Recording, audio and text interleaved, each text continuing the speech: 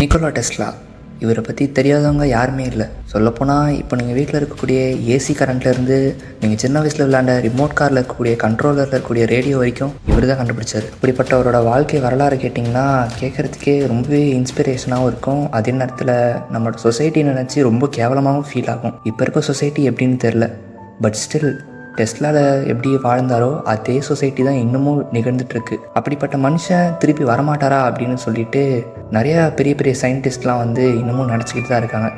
ஆனால் அவரோட காலகட்டத்தில் அவருக்கு பெரிய ரெகக்னேஷனே கிடைக்கல. அப்படிப்பட்டவரோட வாழ்க்கை வரலாறை இந்த வீடியோவில் நான் டெஸ்லாவோட பாயிண்ட் ஆஃப் வியூவில் அவர் எப்படி இன்வென்ஷன் பண்ணியிருப்பார், அவரோட தாட் ப்ராசஸ் எப்படி இருக்கும்னு சொல்லிட்டு அவரோட பிளேஸ்லேருந்து உங்களுக்கு நான் சொல்ல போகிறேன். அதாவது ஃபஸ்ட் பர்சன் வியூன்னு சொல்லலாம்.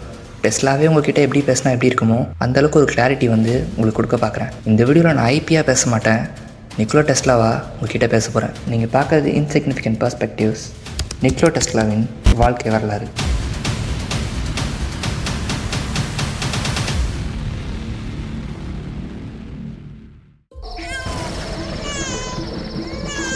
நான் ஸ்மில்ஜானுன்ற ஒரு சின்ன கிராமத்தில் தான் பிறந்தேன். நான் பிறந்த அந்த நைட்டு இடி மின்னல் ஃபுல்லாக இருள் தான் சூழ்ந்தது. கிட்டத்தட்ட அந்த மூன் லைட்டுன்னு சொல்லுவாங்களே அது கூட இல்லை. இதை பார்த்த உடனே எங்கள் அம்மாவுக்கு பிரசவம் பார்த்தவங்க என்ன சொன்னாங்கன்னா, என்னம்மா பையன் இருட்டில் பிறந்திருக்கான், என்னோட வாழ்க்கை இப்படி தான் இருக்கும் போல் அப்படின்னு சொன்னாங்க. ஆனால் இதை கேட்ட என்னோடய அம்மா பையன் இருட்டில் பிறந்தது தான் நீங்கள் பார்க்குறீங்க, ஆனால் அந்த இருட்டில் அந்த இடி மின்னல் தரக்கூடிய வெளிச்சம் தான் நான் பார்க்குறேன் அப்படின்னு சொன்னாங்க. இதிலே தெரிஞ்சுக்கலாம் எங்கள் அம்மா என்ன தான் ஒரு நெகட்டிவிட்டி சுச்சுவேஷனாக இருந்தாலும் அதில் பாசிட்டிவிட்டியை தான் ஃபோக்கஸ் பண்ணுவாங்க. இப்படியே கொஞ்சம் கொஞ்சமாக நாட்களும் போச்சு, நானும் வளர ஆரம்பித்தேன். ஸ்கூலில் நான் அகாடமிக் லெவலில் நல்லாவே பர்ஃபார்ம் பண்ணேன். ஆனால் எங்கள் அப்பாவுக்கு நான் ஸ்கூலுக்கு போகிறதுன்றது சுத்தமாக பிடிக்கல. ஏன்னா எங்கள் அப்பா ஸ்கூல் முடிச்சதுக்கப்புறமா ஒன்று ஆர்மியில் சேர்ந்துரு, அப்படி இல்லைனா அவரோட சர்ச்சுக்குள்ளே வேலை பாரு அப்படி 2 ஆப்ஷன் தான் கொடுத்துருந்தாரு. ஆனால் எனக்கு சுத்தமாக அது ரெண்டுத்துலேயுமே விருப்பமே இல்லை. எனக்கு இன்னமும் ஸ்டடீஸை அதிகமாக பண்ணணும், எலக்ட்ரிக்கல் இன்ஜினியரிங்லாம் நான் கற்றுக்கணும் அப்படின்னு தான் எனக்கு ஒரு மெயின் கான்செப்டாகவே இருந்தது. ஆனால் இதுக்கெல்லாம் எங்கள் அப்பா ஒத்துப்பாரான்னு எனக்கு சுத்தமாக நம்பிக்கையே இல்லை. இப்படியே காலங்களும் இன்னும் ஓடி போச்சு. அப்புறம் எனக்கு காலரான்ற ஒரு நோய் வந்தது. இது என்னோட காலகட்டத்தில் ஒரு பெரிய கொடிய நோயினே சொல்லலாம். இது வரவங்களுக்கு கண்டிப்பாக சாவுன்றது 50%, லைஃப்ன்றது 50% இந்த மாதிரி தான் இருந்தது. இது வந்த உடனே என்னோடய ஃபேமிலியில் இருக்க நிறைய பேர் பயந்துட்டாங்க. முக்கியமாக சொல்லப்போனால் என்னோடய அம்மா அப்பா ரொம்பவே பயந்துட்டாங்க. எந்த அளவுக்கு பயந்தாங்கன்னா என்கிட்ட இங்கே ஒரு வாக்கே கொடுத்துட்டாங்க, நீ மட்டும் உயிர் பழைச்சி வந்துட்டேன்னா நீ என்ன வேணால் பண்ணிக்கோ அப்படின்னு எங்கள் அப்பா வாயாலே சொல்ல வச்சுட்டாங்க. இதை கேட்ட உடனே எனக்கு ரொம்பவே சந்தோஷமாக இருந்தது. அடுத்த செகண்ட் எனக்கு காலராகவே போன மாதிரி ஒரு ஃபீல்னால் பார்த்துக்கோங்களேன். அப்புறம் இன்னும் கொஞ்ச நாள் போச்சு, நான் ஸ்கூலும் முடித்தேன். அதுக்கப்புறம் ஆஸ்ட்ரியா போயிட்டு எலக்ட்ரிக்கல் இன்ஜினியரிங் கற்றுக்கிறதுக்காக காலேஜும் ஜாயின் பண்ணேன். காலேஜில் மோஸ்ட்டாக அப்போ பேசப்பட்டது டிசி மோட்டர், இந்த மாதிரி எலக்ட்ரிக்கல் இண்டக்ஷன், இதை பற்றிலாம் ஃபேரடேலாம் பேசுனதை நான் பார்த்தேன். ஆனால் எனக்கு இந்த டிசி மோட்டரில் சுத்தமாக நம்பிக்கையே இல்லை. ஏன்னா டிசி மோட்டருன்றது நிறையா டிஸ்அட்வான்டேஜ் இருக்குது அப்படின்னு என் மைண்டில் தோணுச்சு. அப்புறமா தான் நான் பர்சனலாக ஒரு ப்ராஜெக்டில் ஒர்க் பண்ண ஆரம்பித்தேன். அதுதான் ஏசி மோட்டர். இந்த டிசி மோட்டரை விட என்னோடய ஏசி மோட்டர் பல மடங்கில் ப்ளஸ்ன்னு சொல்லுவேன். இதை எடுத்துகிட்டு போய் என்னோடய காலேஜ் ப்ரொஃபஸர் கிட்ட காமிக்கும் போது, என்னடா இது பைத்தியக்காரத்தனம், இதெல்லாம் பாசிபிளே இல்லை அப்படின்னு சொல்லிட்டு என்னை லூஸ் மாதிரி தான் பார்த்து அமிச்சாங்க. அப்புறமா கொஞ்ச காலம் நான் அந்த காலேஜில் படித்தேன். ஆனால் போக போக அந்த காலேஜில் இருக்கக்கூடிய ப்ரொஃபஸர் கூடயே நான் ஒரு மாதிரி பேசினதுனால அங்கே எனக்கு செட் ஆகாதனால நான் காலேஜையும் ட்ராப் பண்ணிட்டேன். அதுக்கப்புறமா க்ரீஸில் போயிட்டு இன்னொரு காலேஜ்லையும் ஜாயின் பண்ணேன். ஆனால் அங்கேயும் சேம் அதே மாதிரி தான். ஏன்னா அங்கே இருக்கக்கூடிய ஐடியாஸ்லாம் ரொம்பவே ஓல்டாக இருந்தது. நான் என்னோடய ஐடியாஸ் எடுத்துகிட்டு போய் காமிக்கும் போது அவங்க கம்ப்ளீட்டாக என்னை இக்னோர் பண்ணி, என்னடா லூஸ் மாதிரி பேசுகிற, இதெல்லாம் கண்டிப்பாக பாசிபிளே இல்லை, இருக்கிறத வச்சு ஓட்டு அப்படின்னு தான் நீ சொன்னாங்க. அப்புறம் நான் என்ன பண்ணுறதுன்னு தெரியாமல் ஸ்கூல் மட்டும்தான் முடித்தேன். காலேஜுன்றது அந்த 2 டிகிரி முடிக்கவே இல்லை, அப்படியே ட்ராப் அவுட் ஆகிட்டேன். நீங்கள் கேட்கலாம், அப்போ நிக்கோலா டெஸ்லா நீங்கள் எந்த டிகிரியுமே பண்ணல அப்படின்னு கேட்டிங்கன்னா, ஆமாம், நான் எந்த டிகிரியுமே பண்ணல.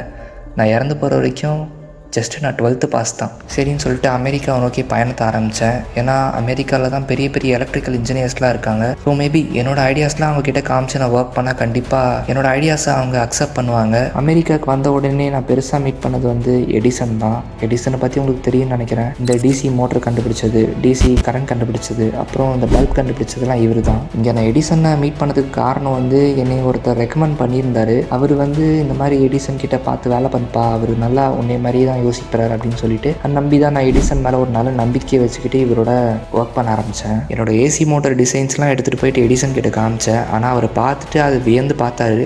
ஆனால் கடைசியில் வந்து அதை தூக்கி வச்சுட்டு அவரோட டிசி மோட்டரோட சார்ஜ்லாம் எடுத்துக்கிட்டு இதில் பவர் லாஸ்லாம் ரொம்ப அதிகமாக இருக்குது, இதை கொஞ்சம் என்ஹான்ஸ் பண்ணி கொடு, அதாவது இப்போ இருக்கிறத விட இதை கொஞ்சம் மேம்படுத்தி கொடு அப்படின்னு தான் சொன்னார். அப்படி கொடுத்தா உனக்கு $50,000 வந்து கொடுக்குறேன் அப்படின்னு எனக்கு சொல்லியிருந்தாரு. சரி ஓகே, எனக்கு காசு முக்கியம் இல்லை, ஆனால் எடிசனுக்கு வந்து இந்த மாதிரி டிசி மோட்டரை வந்து அப்கிரேட் பண்ணி கொடுத்தா கண்டிப்பாக என் மேலே ஒரு நல்ல எண்ணம் வரும். அதனால நான் அது சொன்ன மாதிரியே டிசி மோட்டரையும் நான் அப்கிரேட் பண்ணி கொடுத்தேன். அதே நேரத்தில் அப்கிரேட் பண்ணி கொடுத்ததுக்கப்புறமா என்னோட $50,000 வந்து நான் கேட்க பார்த்தேன். என்கிட்டனா நான் அப்போ தான் ஸ்டார்ட் அப்பு, என்கிட்ட சல்லி கைஸாக இல்லை. ஸோ காசு இருந்தால் தான் என்னால் ஒரு ஏசி மோட்டர் டிசைனே உருவாக்க முடியும். மேபி இந்த ஏசி மோட்டர் டிசைனை உருவாக்கி நான் எடிசன் கிட்ட காமிச்சா கண்டிப்பாக அது வியந்து பார்ப்பாரு. ஸோ அதை நம்பி நான் $52 கேட்டிருந்தேன். ஆனால் அது கேட்கும்பொழுது ஜென்ரலாக வந்து எடிசன் என்ன சொல்கிறாருன்னா, எப்பா அது சும்மா ஒரு ஜோக்குப்பா, அதெல்லாம் நம்பிக்கிட்டு இருக்கியா அப்படின்னு சொல்லிட்டு மூஞ்சில் அடித்த மாதிரி சொல்லிட்டாரு. எனக்கு அது சீரியஸாக ரொம்பவே எனக்கு என்ன சொல்கிறது ஏமாற்றம் தான் கொடுத்தது. ஏன்னா இதுக்கு முன்னாடி ஓகே எடிசன்னா பல்ப் கண்டுபிடிச்சிருப்பாரு, இந்த மாதிரி டிசி வோல்டேஜ் இதெல்லாம் கண்டுபிடிச்சிருக்காரு அப்படின்னு ரொம்ப பெருமையாக ஒரு ஃப்ரெண்டு மாதிரி தான் பார்த்தேன்.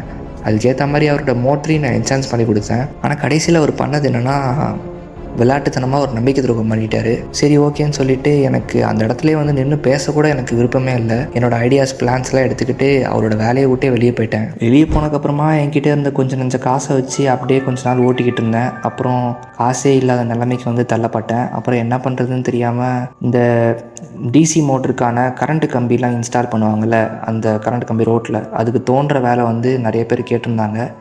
அதுக்கு ஆள் பத்தலைன்னு சொல்லிட்டு நான் அதில் போய் ஒர்க் பண்ண ஆரம்பித்தேன். எனக்கு சுத்தமாக அது பிடிக்கவே இல்லை. எனக்கு என்ன தோணுச்சுன்னா என்னோடய சாவு குழிக்கு நான் வந்து மண்ணை தோண்டிக்கிட்டு இருக்க மாதிரி தோணுச்சு. ஏன்னா எனக்கு இந்த டிசி மோட்டரோட பிளானே வந்து சுத்தமாக விருப்பம் இல்லை. ஏன்னா எனக்கு தெரியும் ஃப்யூச்சரில் கண்டிப்பாக ஏசிக்கு தான் வந்து இம்பார்ட்டன்ஸ் அதிகமாக இருக்கும். ஏன்னா இப்போ நீங்கள் வீட்டில் யூஸ் பண்ணுறது எல்லாமே வந்து மோஸ்ட்லி ஏசி தான், உங்கள் வீட்டுக்கு வர்றது எல்லாமே ஏசி தான். ஆனால் இவங்க வந்து டிசி கரண்ட் கம்பியை நட்டு வைக்கும்போது எனக்கு அப்படியே வந்து என்ன பண்ணுறதுனே தெரில. ஒரு மாதிரி என்ன பண்ணுறதுனே தெரியாமல் சரி காசுக்காக வந்து தோண்ட வேண்டியதாக போச்சு. சரி தோணுனா எவ்வளோ கிடைக்கும் தானே கேட்பீங்க. டெய்லி ஒரு $2 அவ்வளோதான். $2 வச்சு சாப்பிட முடியும், கொஞ்சம் இருக்க முடியும், அவ்வளோதான் எனக்கு கிடைக்கும். இதை வச்சு என்னோடய ஐடியாஸையும் என்னால் உருவாக்கவும் முடியாது. அப்படியே நாட்களும் போயிட்டே இருந்தது. அப்புறம் தான் நான் ஒருத்தர் மீட் பண்ணேன், ஜார்ஜ் வெஸ்டிங்ஹவுஸ். இவர் வந்து என்னோடய ஏசி மோட்டரோட ஆக்சுவல் பொட்டன்ஷியல் அவர் பார்த்தாரு. வேர்ல்டுக்கு வந்து இந்த மாதிரி ஒரு ஐடியா தான் தேவை அப்படின்னு சொல்லிட்டு என்னோட ஐடியாவை அவர் அக்செப்ட் பண்ணிக்கிட்டாரு. ஆனால் எடிசன் இதை பண்ணவே இல்லை. அவரோட டிசி தான் பெஸ்ட் அப்படின்னு சொல்லிட்டு அவர் தலகணம் பிடிச்சி ஆடிக்கிட்டு இருந்தார். நான் ஏன் இவ்வளோ ஏசி டிசி வந்து இம்பார்ட்டன்ட் சொல்லிட்டு இருக்கேன்னா இதுக்கு ஒரு பெரிய சயின்டிஃபிக் எக்ஸ்ப்ளனேஷனே இருக்குது. டிசி வந்து டைரக்ட் கரண்ட், அதில் வந்து எலக்ட்ரான் ஃப்ளோ வந்து ஒரே மாதிரி தான் இருக்கும். அதாவது கரண்ட் ஃப்ளோ வந்து ஒரே டைரக்ஷனில் தான் இருக்கும். இந்த மாதிரி ஒரே டைரக்ஷனில் இருக்கும்பொழுது பவர் லாஸஸ் அதிகமாக இருக்கும். அதே நேரத்தில் இந்த கரண்ட்டை வந்து நம்ம அதிக தூரத்துக்கு கடத்தணும்னா 5 கிலோமீட்டர் டிஸ்டன்ஸில் ஒரு பவர் பிளான்ட் வச்சு அதிகமான பவர் பிளான்ட்டை கட்டி தான் நம்மளால் இந்த கரண்ட்டை கடத்த முடியும். இதே என்னோட ஏசி மோட்டர் எடுத்துக்கிட்டிங்கன்னா இதில் கரண்ட்டை வந்து ஒரே டைரக்ஷனில் இருக்கவே இருக்காது. அப்படியே ஒரு செகண்டுக்கு மாறிக்கிட்டே இருக்கும் கரண்ட் டைரக்ஷன். இப்படி கொஞ்சம் நேரம் அப்படி கொஞ்சம் நேரம் அப்படின்னு சொல்லிட்டு ஜிக்ஸாக்காக ஒரு வேவ் மாதிரி மாறிக்கிட்டே இருக்கும்.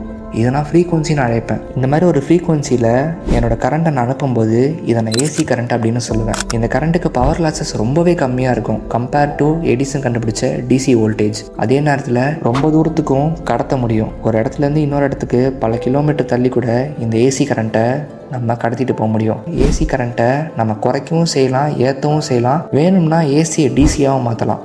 ஆனால் டிசியை குறைக்கவும் முடியாது, ஏற்றவும் முடியாது, ஏசியாகவும் மாற்றவும் முடியாது. இந்த மாதிரி பல ப்ளஸ் இருக்கக்கூடிய என்னோடய ஏசி மோட்டரை ஜார்ஜ் வெஸ்டிங்ஹவுஸ் அவர் அக்செப்ட் பண்ணிக்கிறேன் அப்படின்னு சொல்லி என்கிட்ட வந்து இந்த பிளான் மட்டும் கொடுத்துரு, எனக்கு வந்து ஏசி மோட்டார் கொடுத்துரு. இந்த மாதிரி ஏசி மோட்டார் கொடுக்கும்போது நீ ப்ரொடியூஸ் பண்ணக்கூடிய ஒரு ஹார்ஸ் பவருக்கும் நான் $1 தரேன் அப்படின்னு வந்து என்கிட்ட ஒரு வாக்கு கொடுத்தாரு. அதே மாதிரி ஒரு அக்ரிமெண்ட்டும் போட்டு இது சக்ஸஸ்ஃபுல்லாக டீலும் முடித்தோம். இப்படியே போக போக ஏசி கரண்ட்டை வந்து நிறைய இடத்துக்கு சப்ளை பண்ண ஆரம்பித்தேன். ஏசி மோட்டரும் நிறைய இடத்துல விற்று போச்சு. இதை பார்த்த எடிசனுக்கு வந்து ரொம்பவே கடுப்பாகவே இருந்தது. என்னடா நான் பெரிய ஆள் ஆயிடுவோம் போல அப்படின்னு சொல்லிட்டு எனக்கு எதிராக நிறைய வேலைகள் பண்ணிக்கிட்டே இருந்தது. அதில் நிறைய வேலைகள் சொல்லப்போனால் முக்கியமாக என்னோட ஏசி கரண்ட்டை வச்சு யானையை கொல்றது, ஏசி கரண்ட்டை வச்சு ஒரு சேரை உருவாக்கி அதில் சிறைச்சாலையில் இருக்க கைதிகளெல்லாம் கொல்றது. இது மூலியமாக இதை ரெக்கார்ட் பண்ணி நிறைய மக்களுக்கு காமிச்சு இந்த மாதிரி ஏசி கரண்ட்டு ரொம்பவே டேஞ்சரஸ் அப்படின்னு சொல்லி மக்களுக்கு வந்து ஒரு பயத்தை கொண்டு வர பார்த்தாரு. ஆனால் இது வேலைக்கே ஆகலை. ஸ்டில் பீப்புள் வந்து என்னோடய ஏசி கரண்ட்டை யூஸ் பண்ண தான் ஆரம்பித்தாங்க. இது வந்து ரொம்ப பெரிய பிரச்சனையாக எனக்கும் எடிசனுக்கும் எப்போ ஆச்சுன்னா 1893 வேர்ல்ட்ஸ் கொலம்பியா எக்ஸ்போர்ட்டேஷன் இது வந்து சிக்காகோவில் இருக்குது. இங்கே வந்து ஒரு டெண்டர் வந்தது. இந்த எக்ஸ்போர்ட்டேஷனில் வந்து கலர் கலராக ஜொலிச்சு லைட் பல்ப்ஸ்லாம் போட்டு இதுக்கு பவர் சப்ளை பண்ணணும் அப்படின்னு சொல்லிட்டு ஒரு டெண்டர் விட்டுருந்தாங்க. இதில் வந்து எடிசனும் பார்ட்டிசிபேட் பண்ணியிருந்தாரு. ஆனால் எடிசன் சொன்ன அந்த டெண்டர் அமௌண்ட்டோட நாங்கள் வந்து ரொம்பவே கம்மியாக சொல்லியிருந்தோம். அதுக்கேற்ற மாதிரி டெண்டர் வந்து எங்கள் கிட்டேயும் வந்தது. இந்த டெண்டர் வந்த உடனே எடிசனுக்கு வந்து கோவம் வந்து ரொம்பவே வந்துருச்சு. இது சொல்லப்போனால் எனக்கு சொல்ல தெரியும் எடிசன் தான் பல்ப் கண்டுபிடிச்சாருன்னு. ஸோ இந்த டெண்டர் நாங்கள் எடுத்ததுனால நான் உங்களுக்கு பல்ப் சப்ளை பண்ண மாட்டேன் அப்படின்னு சொல்லிட்டு போயிட்டாரு.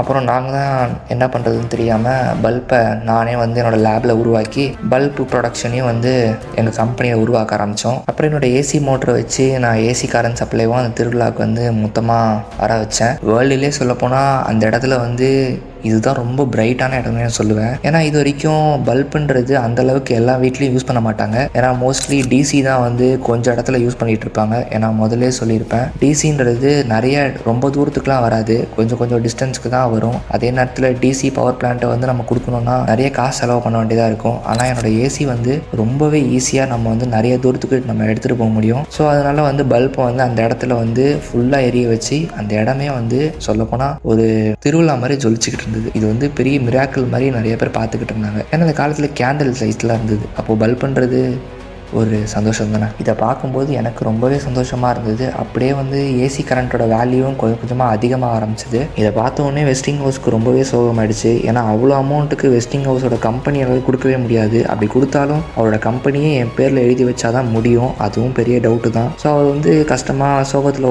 உட்காந்துட்டு இருக்கும்போது நான் என்ன பண்ணுறதுன்னு தெரியாமல் நான் ஒரு கான்ட்ராக்ட் போட்டிருப்பேன்னு சொல்லியிருப்பேன்ல வெஸ்டிங் ஹவுஸ்க்கும். நானும் வந்து அதை நான் மொத்தமாக கிழிச்சு போட்டுட்டேன். ஏன்னா எனக்கு காசுன்றது முக்கியமே இல்லை, நான் முதலே சொல்லியிருப்பேன். ஸோ எனக்கு இன்வென்ஷன் வந்து எல்லாருக்கும் ரீச் பண்ணி மக்களுக்கு பயன்படுத்தி ஃப்யூச்சர் வந்து நல்லா இருந்தாலே போதும். டே நாட்களும் போச்சு, என்கிட்ட நிறைய பேட்டர்ன்ஸும் இருந்தது. ஏன்னா நிறைய இன்வென்ஷன் பண்ணியிருந்தேன். இவ்வளோ பேட்டர்ன்ஸ் நான் வச்சதுனால ஒரு நாள் என்னை மீட்டிங் கூப்பிட்டுருந்தாங்க. இந்த மீட்டிங்கில் வந்து என்னோட ரிசர்ச்சில் என்னோட இன்வென்ஷன்ஸ்லாம் வந்து டெமான்ஸ்ட்ரேட் பண்ண சொல்லி, அதாவது காமிக்க சொல்லி நிறைய சயின்டிஸ்ட் வந்து கோரிக்கை வச்சுருந்தாங்க. அந்த மீட்டிங்கில் பார்த்தீங்கன்னா ரொம்பவே முக்கியமான ஆளுங்கள், அந்த எலக்ட்ரிக்கல் இன்ஜினியர், சயின்டிஸ்ட், இண்டஸ்ட்ரியலிஸ்ட், இவங்கெல்லாம் டாப் லீடிங்கில் இருக்கவங்க தான் என்னை கூப்பிட்டுருந்தாங்க. அதே மாதிரி அந்த மீட்டிங்கில் முதல்ல என்னோட ஏசி கரண்ட்டை பற்றி நான் உங்களுக்கு எக்ஸ்பிளைன் பண்ண ஆரம்பித்தேன். நார்மலாக மக்கள் யூஸ் பண்ணக்கூடிய டிசி கரண்ட் ஒரே டைரக்ஷனில் தான் போகும். இதுக்கு அதிகமாக செலவும் ஆகும். ஏன்னா இது அதிக தூரத்துக்கு கொண்டு போக முடியாது. இது கம்மியாக ட்ராப் ஆகிற இடத்துல கம்மி ஆகும்ல, அந்த இடத்துல தான் புதுசாக ஒரு பவர் பிளான்ட் போட்டு தான் டிசி கரண்ட்டை கடத்த வேண்டியதாக இருக்கும். ஆனால் என்னோடய ஏசி கரண்ட் அப்படி இல்லவே இல்லை. இது ரொம்ப தூரத்துக்கும் கொண்டு போக முடியும். அதே நேரத்தில் எனர்ஜி லாஸும் ரொம்பவே கம்மி. இதுக்கப்புறம் பல்பில் எப்படி வந்து கரண்ட் ஒயரே இல்லாமல் நான் வந்து எரிய வைக்கிறது அப்படின்னு அவங்களுக்கு காமிச்சேன். இதை காமிக்கும்போது அவங்க வந்து எப்படிரா அப்படின்னு தான் பார்த்தாங்க. ஏன்னா ஜென்ரலாக அந்த காலகட்டத்தில் ஒயர் மூலியமாக தான் வந்து கரண்ட்டை கடத்துனாங்க. ஆனால் என்னோடய ஏசி கரண்ட் அப்படி கிடையாது. இது முழுக்க வந்து ஃப்ரீக்வன்சி இருக்குல்ல, அதை பேஸ் பண்ணி தான் என்னோடய ஏசி கரண்ட். ஃப்ரீக்வன்சின்னா ஒரு வேவ் ஃபார்மில் வந்து கரண்ட் வந்து ஆடிக்கிட்டே இருக்கும். ஸோ நான் ஃப்ரீக்வன்சியை அதிகப்படுத்தி அதை நான் வந்து காற்று மூலியமாக ட்ரான்ஸ்ஃபர் பண்ணி, அதாவது ஒயர் மூலியமாக இல்லாமல் வெறும் காற்று மூலியமாகவே ட்ரான்ஸ்ஃபர் பண்ணி நான் பல்புகளை எரிய வைக்க ஆரம்பித்தேன். இந்த ஃப்ரீக்வன்சியை இன்னும் ஒரு அளவுக்கு மேலே அதிகமாக நம்ம கூட்டும் போது, வோல்டேஜும் ரொம்ப அதிகமாக வச்சு ஃப்ரீக்வன்சி அதிகமாக வச்சு நம்ம போடும்போது இது காற்றுல நல்லா ஒரு மின்னல் மாதிரி ஜொலிக்கும். அந்த மின்னல் நம்ம உடம்புக்குள்ளே போனாலும் ஒன்றுமே ஆகாது. ஸோ இந்த மீட்டிங்கில் இந்த மின்னலை என் உடம்புக்குள்ளே விட்டு எனக்கு ஒன்றுமே ஆகாததையும் அவங்களுக்கு நான் காமிச்சேன். இதை காமிக்கும் போது சில பேர் வந்து அப்படியே ஸ்டன் ஆகி நின்றுட்டாங்க. அப்படியே என்ன சொல்கிறதுனே தெரியாமல் அப்படியே சில மாதிரி நின்றுட்டாங்க. எனக்கு அந்த ஸ்பாட்டில் என்ன சொல்கிறதுன்னு எனக்கு புரியல. ஏன்னா நான் சொன்னது அவங்களுக்கு புரிஞ்சுதா, எந்த அளவுக்கு அவங்களுக்கு தெரியுது அப்படின்னு சொல்லிட்டு எனக்கு திக்குன்னு ஆயிடுச்சு. அந்த கூட்டத்தில் இருக்கவங்க எல்லாருமே வந்து என்னையே தான் அப்படியே பார்த்துக்கிட்டே இருந்தாங்க. நிறைய பேருக்கு டவுட் இருந்தது, நிறைய பேருக்கு இது என்னவா இருக்கும்னு சொல்லிட்டு ஒரு க்யூரியாசிட்டி இருந்தது. ஆனால் சில பேர் தான் நான் என்ன சொல்ல வரேன்னே புரிஞ்சுக்கிட்டாங்க. அப்புறம் டைம் போக போக என்னோடய ப்ரெசன்டேஷனை நான் முடித்தேன். நான் என்ன சொல்ல வரேன்னு அவங்களுக்கு சயின்டிஃபிக் எக்ஸ்ப்ளனேஷன் கொடுத்தக்கப்புறமா எல்லாருமே வந்து ஸ்டன் ஆகிட்டு, அதாவது அவங்க ஒன்றுமே சொல்லலை, சில மாதிரி ஒரு சைலன்ஸ் வந்து ஒரு அமைதி வந்து நிகழ்ந்தது. இது கேட்ட உடனே என்னடா எல்லாருக்கும் காது கேட்காதா அப்படின்னு சொல்லிட்டு எனக்கே டவுட் ஆயிடுச்சு. ஏன்னா அந்தளவுக்கு ஒரு சைலன்ஸ் வந்து இருந்தது. அப்புறம் தான் கடைசி பெஞ்சிலேருந்து ஒருத்தர், ஒரு சயின்டிஸ்ட், நம்மளுக்கு முன்னாடி இருக்கிற இந்த மனுஷன் இந்த டைமோட ஒரே கிடையாது, கண்டிப்பாக இந்த மனுஷன் ஃப்யூச்சர்லேருந்து வந்தவர் அப்படின்னு சொன்னார். இங்கிலீஷில் இதை அழகாக சொல்லியிருப்பாங்க, he is the man of the future அப்படின்னு ஒரு போல்டான சவுண்டு என்னை நோக்கி வந்துச்சு.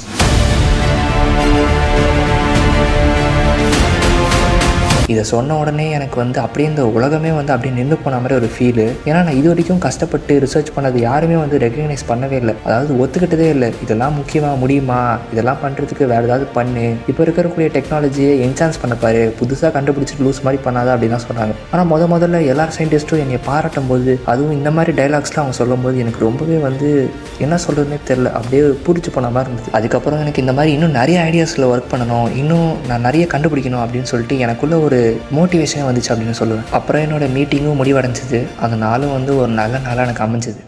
இதுக்கப்புறமா வரக்கூடிய நாட்களில் வந்து ஏசி கரண்ட்டை டிஸ்ட்ரிபியூட் பண்ணுறது, அப்புறம் ஏசி மோட்டாரை உருவாக்குறது, இந்த மாதிரி நிறைய ப்ராஜெக்டில் ஒர்க் பண்ணேன். அப்புறம் தான் ஒரு நாள் ஒரு மெக்கானிக்கல் ஆசிலேட்டர் அப்படின்னு சொல்லிட்டு ஒரு மிஷினில் ஒர்க் பண்ணிகிட்டே இருந்தேன். இந்த கண்டுபிடிப்பு என்ன பண்ணணும்னா, பர்டிகுலர் ஃப்ரீக்வன்சியை வந்து நம்ம அதில் செட் பண்ணி உருவாக்கிக்க முடியும். அதாவது நீங்கள் இப்போ கேட்குறீங்களா ரேடியோ, அதில் வந்து நீங்கள் ஒரு சேனலை வந்து நீங்கள் கேட்கணும் அப்படின்னா வந்து உங்களோட ரேடியோக்குள்ளே இருக்கக்கூடிய அந்த பொருள் இருக்குல்ல, அது ஒரு பர்டிகுலர் ஃப்ரீக்வன்சியை உருவாக்கணும். அதாவது ஃப்ரீக்வன்சின்றது ஊசலாடுறது அப்படின்னு சொல்லலாமே, ஒரு வேவ் மாதிரி ஊசலாடுறது. அந்த மாதிரி ஒரு இது வந்து உங்கள் மிஷின்குள்ளேருந்து கண்ணுக்கே தெரியாத ஒரு வேவ்ஸ் மாதிரி வரும். இது என்ன பண்ணுன்னா, ஆகாயத்தில் இருக்கக்கூடிய ஃப்ரீக்வன்சி அங்கே வந்து ஒரு சேனல் வந்து டியூன் பண்ணி வச்சுருப்பாங்க. அந்த சேனலுக்கும் உங்கள் சேனலுக்கும் வந்து அது கனெக்ட் ஆகும்போது நீங்கள் அங்கே தூரத்தில் சொல்கிறத உங்களோட டப்பாவில் கேட்கலாம். இந்த மாதிரி ஒரு மிஷினை சொல்லலாமே, அந்த மாதிரி ஒரு மிஷினில் தான் மெக்கானிக்கல் ஆசிலேட்டர்னு சொல்லிட்டு நான் ஒர்க் பண்ணிகிட்டு இருந்தேன். கரெக்டாக ஒரு ஃப்ரீக்வன்சியை செட் பண்ணுறதுக்கு நான் ரொம்பவே ட்ரை பண்ணிகிட்டு இருந்தேன். இப்படி நான் க்ரியேட் பண்ணிகிட்டு இருக்கும்போது திடீர்னு வந்து என்னோடய செட்டப்பே ஆட ஆரம்பிச்சிது. ஏன்டா ஆடுது அப்படின்னு சொல்லிட்டு, ஏன்னா அப்படின்னு ஆடவே ஆடாது ஜென்ரலாக என்னோட செட்டப்பு. நான் எல்லாமே பக்காவாக டேபிள்லாம் சொல்லிட்டு கீழே கூட டேபிள்ஸ் எல்லாத்துல ஆடும், அது கூட கல்லை வச்சு தடுத்துப்பேன். அந்த மாதிரி எதுவுமே ஆடாதபடி தான் நான் செட் பண்ணி வச்சுருந்தேன். ஆனால் ஒரு வைப்ரேஷன் முதல்ல என் டேபிள் தான் ஆட ஆரம்பிச்சிது. அப்புறமா எனக்கு தூரத்தில் இருக்கக்கூடிய கதவை ஆட ஆரம்பிச்சிது. என்னடா இது ஆடுது அப்படின்னு சொல்லிட்டு நான் அப்போ கூட ப்ராஜெக்டில் வந்து டியூனிங் பண்ணிகிட்டே இருந்தேன் ஃப்ரீக்வன்சியை. அப்புறமா ரொம்பவே அதிகமாக ஆரம்பிச்சிது இந்த நிலநடுக்கம் மாதிரி, எர்த்குவேக். அப்போ என்னோடய ஆப்போசிட் பில்டிங்கை பார்த்தேன், அதுவே ஆட ஆரம்பிச்சிது. என்னடா இது ஒரே பிரச்சனையாக இருக்குது, என்னாச்சு நிலநடுக்கம் தான் வந்துச்சா அப்படின்னு சொல்லிட்டு டக்குன்னு என்னோடய ப்ராஜெக்ட் அந்த எக்ஸ்பெரிமெண்ட் இருக்குல்ல, டக்குன்னு அந்த மிஷினை ஆஃப் பண்ண அடுத்த செகண்டே இந்த நிலநடுக்கம் நின்றுடுச்சு. அப்புறமா நான் நியூஸ் சேனல் ஓப்பன் பண்ணி பார்த்தேன், இந்த மாதிரி ஒரு நிலநடுக்கம் என்னோடய இடத்துல வந்து நடந்துச்சு அப்படின்னு சொல்லிட்டு பேசிக்கிட்டாங்க.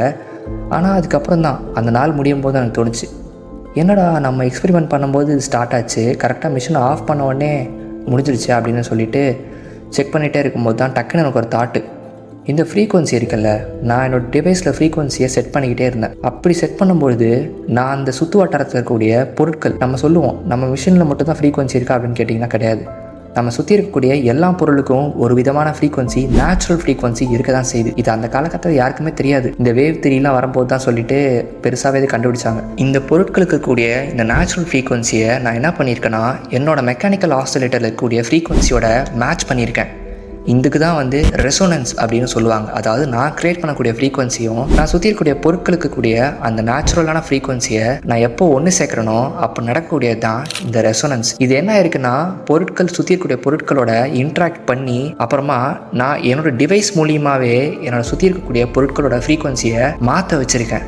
அதாவது நான் ஃப்ரீக்வன்சியை அதிகப்படுத்தியிருக்கேன். சுற்றி இருக்கக்கூடிய பொருட்கள் இருக்கும்ல நேச்சுரல் ஃப்ரீக்வன்சி, அதோட ஃப்ரீக்வன்சியும் என்னோட ஃப்ரீக்வன்சி மிஷின்லேருந்து வரக்கூடியதும் ஒன்று சேர்ந்து நான் அந்த மிஷினில் டியூன் பண்ண என்னை சுற்றி இருக்கக்கூடிய ஃப்ரீக்வன்சி, அந்த பொருட்களோட நேச்சுரல் ஃப்ரீக்வன்சியும் மாறி இருக்கு. அதே மாதிரி நானும் என்னோட மிஷினில் ஃப்ரீக்வன்சியை அதிகப்படுத்திகிட்டே இருந்தேன். அதிகப்படுத்த என்னை சுற்றி இருக்கக்கூடிய பொருட்களோட ஃப்ரீக்வன்சியாக அதிகமாக ஆரம்பிச்சிருக்கு. இப்படி அதிகமாக அந்த பொருட்கள் ஆட ஆரம்பிச்சிருக்கு. நான் ரொம்ப அதிகப்படுத்துறதுனால அந்த பில்டிங்கே ஷேக் ஆரம்பிச்சிருக்கு. இதனால தான் எர்த்குவேக்கே வந்தது. ஆனால் என்னை சுற்றி இருக்கக்கூடிய மக்கள்லாம் இது வந்து நார்மலாக நேச்சுரலாக வந்தது, இயற்கையாக வந்த எர்த்குவேக் அப்படின்னு சொல்லியிருக்காங்க. ஆனால் எனக்கு மட்டும் தான் தெரியும் அதை நான் கிரியேட் பண்ணது அப்படின்னு. அப்படியே கொஞ்சம் காலமும் போச்சு. அப்புறம் வெஸ்டிங் ஹவுஸ் வந்து என்கிட்ட ஒரு ப்ராஜெக்ட் கொடுத்தாரு, இந்த மாதிரி ரேடியோ செய்ய சொல்லி.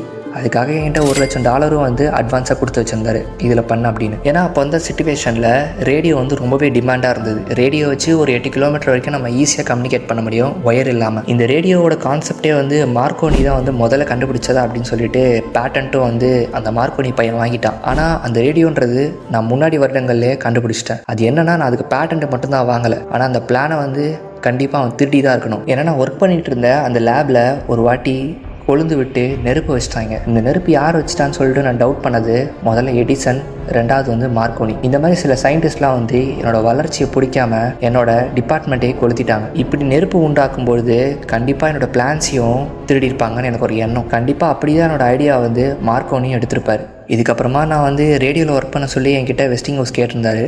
ஆனால் எனக்கு சுத்தமாக இந்த ரேடியோவில் ஒர்க் பண்ண இஷ்டமே இல்லை. எனக்கு முழுக்க என்ன ஐடியா அப்படி இருந்ததுன்னா, இந்த உலகத்தையே நான் வந்து எலக்ட்ரிசிட்டி பாய்ச்சி பிரைட் ஆக்கணும். அப்படிப்பட்ட கரண்ட்டை நான் ஒயரே இல்லாமல் இந்த உலகத்தில் இருக்கக்கூடிய எல்லா மக்களுக்கும் எல்லா மூலையிலையும் சப்ளை பண்ணும். இதுதான் என்னோட எண்ணமே. நான் மீட்டிங்கில் காமிச்ச மாதிரியே எப்படி ஹை ஃப்ரீக்வன்சியோட ஹை வோல்டேஜோட கரண்ட்டை காற்றுல பாய்ச்சும்போது ஒரு பல்ப் ஈஸியாக எரிஞ்சுதோ, அதே மாதிரி ஒரு பெரிய டவரை கன்ஸ்ட்ரக்ட் பண்ணி அதில் ஹை ஃப்ரீக்வன்சியில் ஹை வோல்டேஜில் கரண்ட்டை வானத்தை நோக்கி பாய்ச்சும்போது அயனோஸ்பியர் அப்படின்னு சொல்லுவாங்க. நம்ம காற்றோட வளிமண்டலத்தில் அயனோஸ்பியர் அப்படின்னு இருக்கும். அந்த லேயரில் நம்ம கரண்ட்டை பாய்ச்சும்பொழுது நம்ம உலகம் ஃபுல்லாகவே ஒரு கரண்ட்டு பந்து போல் அந்த நேரத்தில் இருக்கும். இது மூலிமா எந்த ஒரு ஒயர் மீடியமும் இல்லாமல் நீங்கள் பேட்டரி எதுவுமே எடுத்துகிட்டு போக தேவையில்ல. ஜஸ்ட்டு நீங்கள் ஒரு பல்பை ஆன் ஆஃப் பண்ணால் அது எரியும். இதுதான் என்னோட முக்கியமான கனவாகவே இருந்தது. அப்புறம் நான் இந்த ப்ராஜெக்டில் ஒர்க் பண்ண ஆரம்பித்தேன். இந்த டவரையும் நான் பில்ட் பண்ணி எப்படியாவது இதுக்கான பவர் சப்ளைவை நான் எடுத்தாகணும். இதுக்காக நான் என்ன பண்ணேன்னா, மின்னல் இடி இருக்கும்ல, அந்த இடியோட பவரை அப்சர்வ் பண்ணி அதில் வரக்கூடிய எனர்ஜியை வச்சு என்னோடய சுற்று வட்டாரத்தில் இருக்கக்கூடிய பல்பெல்லாம் எரிய வைக்கணும். அதுதான் என்னோடய பிளான். அதுக்கேற்ற மாதிரி ஒரு நாள் மின்னலும் பெருசாக அடிச்சுது. அந்த மின்னலை நான் என்ன பண்ணேன்னா சேமித்து வச்சுக்கிட்டேன் என்னோடய டவரில். அப்படி சேமித்து வச்ச இந்த மின்னலை வந்து வெளியிடும்போது இந்த மின்னல் நான் கிரவுண்டிற்கு பதிச்சு வச்ச பல்ப்லாம் இருக்கும்ல, அதெல்லாம் ஈஸியாக எரிய ஆரம்பிச்சது.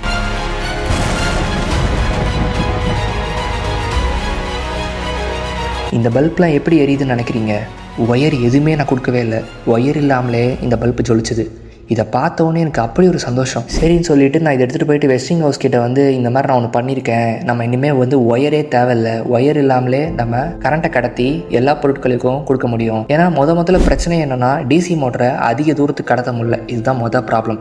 ரெண்டாவது ஏசின்றது ஒயர் வேணும், அதுதான் ரெண்டாவதாக வந்து அதை மக்கள் வந்து எடுத்துக்கிட்டாங்க. மூணாவதாக ஒயரே தேவையில்லை, நீ கரண்ட்டை கடத்துறதுக்கு எந்த பொருளும் யூஸ் பண்ணாது, எந்த பவர் பிளான்ட்டை வைக்க தேவையில்லை, ஜஸ்ட் என்னோடய டவர் வச்சா போதும், கரண்ட்டை ஒயரே இல்லாமல் சப்ளை பண்ண முடியும்.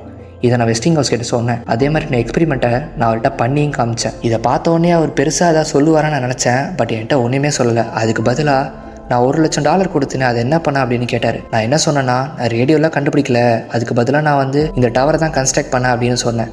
அது கேட்ட உடனே வெஸ்டிங் ஹவுஸும் அங்கே இருக்கக்கூடிய ஆளுங்கள்லாம் மூஞ்சி திருப்பிட்டு போயிட்டாங்க. நான் எவ்வளோவே அவங்ககிட்ட எக்ஸ்பிளைன் பண்ண பார்த்தேன், ஆனால் அவங்க அதை கண்டுக்கவே இல்லை. அவங்களுக்கு எல்லாமே தேவைப்பட்டது இந்த மார்க்கோனி கண்டுபிடிச்ச அந்த ரேடியோ தான். ஆனால் அந்த ரேடியோ நான் எப்பயோ கண்டுபிடிச்சிட்டேன். அதுக்கப்புறம் ஒரு நாள் வந்தது, மார்க்கோனி பையன் வந்து நான் கண்டுபிடிச்ச ரேடியோவுக்கு பேட்டன்ட் வாங்கி நோபல் ப்ரைஸே வாங்க போயிட்டான். இது கேட்டவங்க எனக்கு அப்படி ஒரு கோவம். முதல்ல மார்க்கோனி கண்டுபிடிச்சான் அப்படின்னு சொன்னீங்க, நான் அதை கூட ஒத்துக்கிட்டேன். அது ஆக்சுவலி என்கிட்ட திருடிட்டு போன ஒரு பேட்டன்ட்டு தான். அதுக்கு பேட்டன்ட்டும் அவன் வாங்கிட்டான் அவன் பேரில். சரி, அதை கூட நான் மன்னிச்சு விட்டுட்டேன். அதை வச்சு பிஸ்னஸ் பண்ணி காசு பார்த்தான், அதை கூட நான் மன்னிச்சு விட்டுட்டேன். ஆனால் அதுக்கு ஒரு நோபல் ப்ரைஸ் கொடுக்க போனீங்க பார்த்தீங்களா, அங்கே நின்னுங்கடா அப்படின்னு எனக்கு தோணுச்சு. எனக்கு அப்படி இருக்கும், என்னடா அது நான் கண்டுபிடிச்ச ப்ராஜெக்ட்டு, நான் கண்டுபிடிச்ச ஐடியா, அது ஏதோ அவன் கண்டுபிடிச்ச மாதிரி அவனுக்கு நோபல் ப்ரைஸ் தரீங்களேடா அப்படின்னு சொல்லிட்டு அதுக்கு நான் ஒரு பிரச்சனை பண்ணி கடைசியாக அந்த பேட்டன்ட்டை என் பேருக்கு மாற்றி அமைச்சேன். ஆனால் எல்லாம் பண்ணி என்ன பிரயோஜனம்? எனக்கு சப்போர்ட் பண்ண யாருமே வரல. அந்த காலகட்டத்தில் நான் எவ்வளவோ இன்வென்ஷன் பண்ண ரெடியாக இருந்தேன், என்கிட்ட அவ்வளோ ஐடியாஸ் இருந்தது. ஆனால் எனக்கு சப்போர்ட் பண்ணுறதுக்கு யாருமே இல்லை. எல்லாமே காசு அதுக்கு பின்னாடி தான் ஓட ஆரம்பித்தாங்க. அப்படியே என்னோடய காசு என்கிட்ட பாக்கெட்டில் சல்லி பைசா இல்லை. நடுத்தெருவுக்கு வந்துட்டேன், என்னை சப்போர்ட் பண்ண யாருமே இல்லை. கடைசி என்னோடய நாட்களை டீ பிஸ்கெட் இருக்கும்ல, அதை வச்சு தான் நான் ஓட்டிக்கிட்டு இருந்தேன். அப்படியே கொஞ்ச நாள் போச்சு. டீ பிஸ்கெட் தின்னு எவ்வளோ நாள் தான் உயிர் வாழ முடியும்? ஒரு நாள் என்னோடய காலமாக முடிஞ்சுது. அப்புறம் ஒரு ஹோட்டல் இருக்கும், அந்த ஹோட்டலில் வந்து அதை பே பண்ணுறதுக்கு கூட என்கிட்ட காசு இல்லை. அப்புறம் வெஸ்டிங் ஹவுஸ் பார்த்துட்டு ஏற்கனவே நன்றி கடன் இருக்கும்ல, இவ்வளோ கண்டு வந்து நான் இவ்வளோ பெரிய ஆள் ஆக்கியிருக்கேன்னு நினச்சி வெஸ்டிங் ஹவுஸ் வந்து என்னை ரூம் நம்பர் 3 ஒரு ஹோட்டலில் வந்து சேர்த்து விட்டார் நியூயார்க்கில். என்னோடய கடைசி காலகட்டம் வந்து அந்த ஹோட்டல் ரூம் நம்பர் 3 தான் முடிஞ்சுது. என்னோடய கடைசி நாட்களை நான் தனிமையில் தான் இருந்தேன், ஒரு சின்ன ரூமில் அந்த ஹோட்டலில் நியூயார்க்கில். இந்த உலகமே என்னை மறந்துடுச்சு. ஒரு காலத்தில் இந்த உலகம் வந்து இவ்வளோ ஜொலிச்சிக்கிட்டு இருக்குது, இதில் வந்து மின்சாரத்தை பரப்புனது வந்து நான் தான். ஆனால் என்னைய மறந்துட்டு இந்த உலகம் அதோட வேலையை பார்த்துட்டு போயிடுச்சு. ஈவன் இந்த தனிமையில் கூட எனக்கு ஐடியாஸ் வரது வந்து நிறுத்தவே இல்லை. நிறைய ஐடியாஸ் வந்துக்கிட்டே இருந்தது. ஆனால் அது பண்ணுறதுக்கு யாருமே இல்லை, யாரும் சப்போர்ட் பண்ணுறதுக்கு இல்லை. நான் என்ன பண்ண முடியும்? அப்படியே வந்து என்னை ஜன்னலுக்கு வெளியே இருக்கக்கூடிய புறாக்களுக்கு சாப்பாடு போட்டுக்கிட்டே நிறைய யோசிப்பேன், இதெல்லாம் பண்ண முடியுமா, இதெல்லாம் வாய்ப்பு இருக்கா அப்படின்னு. என்னோடய உடம்பும் வந்து கொஞ்சம் கொஞ்சமாக வீக்க ஆரம்பிச்சிது. ஆனால் என்னோடய மைண்ட் இருக்குல்ல, அது அப்படியே ஷார்ப்பாக இருந்தது. எது சொன்னாலும் நான் டக்குன்னு கிராப் பண்ணிப்பேன். நிறையா வந்து ஐடியாஸ் வச்சுருந்தேன். ஆனால் அந்த ஐடியாஸை எக்ஸ்பெரிமெண்ட் பண்ணுறதுக்கு போதுமான டைம் கடவுள் தரலன்னு நினைக்கிறேன். இப்போ வேணால் நான் இல்லாமல் இருக்கலாம், ஆனால் நான் பண்ணக்கூடிய விஷயங்கள், நான் பண்ணக்கூடிய ஐடியாஸ், என்னோடய எக்ஸ்பெரிமெண்ட், நான் பண்ணி நிரூபித்தது எல்லாமே இன்னும் வாழ்ந்துக்கிட்டு தான் இருக்குது. நான் உருவாக்கின ஸ்பார்க்கு தான் இப்போ இருக்கக்கூடிய இந்த உலகத்துக்கு ஒரு வெளிச்சமாகவே இருக்குதுன்னு நினைக்கும் போது எனக்கு ரொம்ப பெருமையாக இருக்குது. நான் வேணால் என்னோடய கடைசி காலகட்டத்தில் ஒரு பிச்சைக்காரனாக இருந்திருக்கலாம், நிறைய பேரால் என்னை மறந்துருக்கலாம். ஆனால் எனக்கு அதை பற்றி ஒரு வருத்தமும் இல்லை. என்னையை பொறுத்த வரைக்கும் அந்த காலகட்டத்தில் எதிர்காலம் எப்படி இருக்கும்னு சொல்லிட்டு என்னோடய மைண்டிலேயே யோசிக்க முடிஞ்சுது. இந்த பிரபஞ்சத்தோட நிறையா உண்மைகளை என்னோடய எண்ணங்கள் மூலியமாகவே நான் ஓப்பன் பண்ணிட்டேன். அது எனக்கு போதும். இதுதான் என்னோடய முடிவுன்னு நினைக்கிறேன். நான் பண்ண கண்டுபிடிப்பை வச்சு மனிதர்கள் எவ்வளோ வாழ முடியுமோன்னு சொல்லிட்டு வாழ்ந்துட்டாங்க. ஆனால் அதுக்கு ரிசல்ட்டாக எனக்கு ஒன்றுமே தரலை. வெறும் அவமானம் மட்டும்தான் எனக்கு மீதி இருந்தது.